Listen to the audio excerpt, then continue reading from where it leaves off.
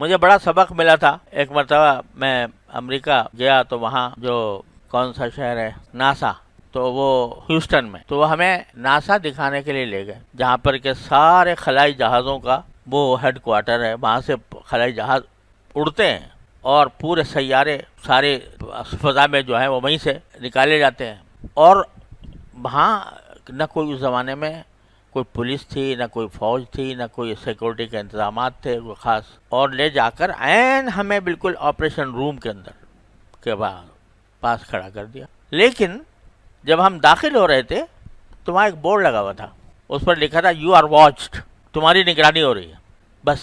تو اب جب آدمی وہ بورڈ پڑھتا کہ تمہاری نگرانی ہو رہی ہے تو ٹھٹک کے رہ جاتا تھا. ایک دم سے اس کے جو بدن کی حرکات ہیں وہ ایک دم سے سیدھی سادھی ہو جاتی تھی، بھائی کوئی اور گڑبڑ نہ ہو جائے کہیں. تو مجھے خیال آیا کہ اللہ یہ بات کہ یو آر واچ، یہ تو قرآن کریم نے ان اللہ کان بما تعملون خبیرا، ان اللہ بصیر بما تعملون. اللہ تعالیٰ نے فرما رکھا ہے کہ تمہیں میں ہر وقت دیکھ رہا ہوں، ہر آن دیکھ رہا ہوں.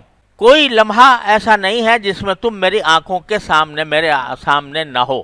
تو باپ آ جاتا ہے تو رک جاتے ہو، بھائی آ جاتا ہے تو رک جاتے ہو، کوئی انسان آ جاتا ہے جو تمہارا دوست ہو یا جس کے تم یہ چاہتے ہو کہ اس کے اوپر میری برائی ظاہر نہ ہو، وہ آ جاتا ہے تو رک جاتے ہو. لیکن وہ علیم و خبیر جو ہر آن دیکھ رہا ہے اس کے بارے میں کیوں خیال نہیں آتا؟ وجہ کیا ہے؟ تعلق کی کمزوری ہے. جتنا تعلق باپ سے ہے اتنا اللہ سے رہے نہیں ہے. جتنا استحضار باپ کی رضامندی کا ہے، ماں باپ کی رضامندی کا ہے، مخلوق کی رضامندی کا ہے، اتنا اللہ تعالیٰ کی رضامندی کا خیال نہیں ہے، اس کی فکر نہیں.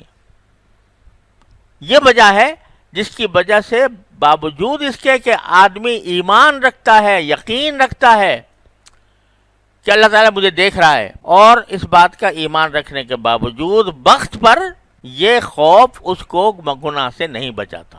تو یہ در حقیقت اس وجہ سے ہے کہ تعلق مع اللہ میں کمی ہے.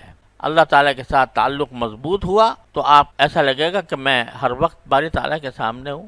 اور یہی معنی ہے ان تعبد اللہ کأنک تراہ فإن لم تکن تراہ فإنہ یراک. اللہ کی عبادت اس طرح کرو جیسے کہ تم اسے دیکھ رہے ہو، اور اگر تم اسے نہیں دیکھ رہے تو کم از کم یہ تصور تو باندھو کہ وہ تمہیں دیکھ رہا ہے. نماز پڑھو تو یہ تصور ہونا چاہیے، گھر میں تنہا ہو تو یہ تصور ہونا چاہیے، کسی کے ساتھ معاملہ کر رہے ہو تو یہ تصور ہونا چاہیے، عزیزوں رشتہ داروں کے ساتھ، دوست احباب کے ساتھ، گھر والوں کے ساتھ جب معاملہ ہو رہا ہے سب میں یہ تصور ہونا چاہیے کہ میری نگرانی ہو رہی ہے، مجھے دیکھا جا رہا ہے. یہ ہے وہ خشیت جو گناہ سے روکے. نسألک من خشیتک ما تحول به بیننا و بین معاصیک.